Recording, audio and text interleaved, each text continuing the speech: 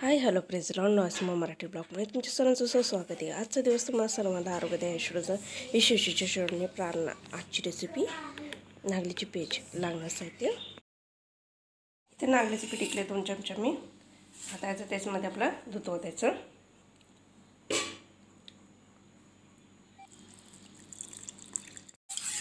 सगळ्यांना एक फ्राय करायचं ना याच्यावर तिथं एकही राहता कामा नये।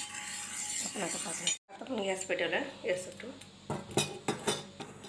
आपण आवडण्यासारखं तुम्ही साखर टाका। सारखं हलवत राहायचं म्हणजे खाली चिटकत नाही नागलीचं पीठ।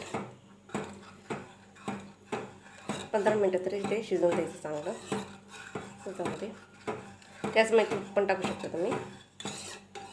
सतत हलवत राहायचं खाली चिटकत नाही। उन्हाळ्यात नाही का नाचणी खाणं खूप चांगलं आहे। मस्त पोटात गार पडतं छान असं। गार करून तुम्ही आता गरम आहे गार करून तुम्ही प्या ग्लासून। तुम्ही बर्फ पण टाकू शकता नंतर पूर्ण गार झालं आहे आणि मस्त प्यायचं। त्याचे 2 तास तरी भूक लागत नाही। बोलले टाकत त्याच्याने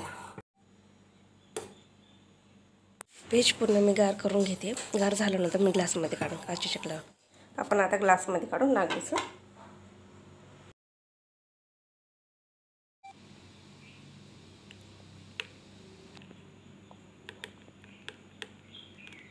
बघा किती घट्टसर झालेलं मस्त छान असं।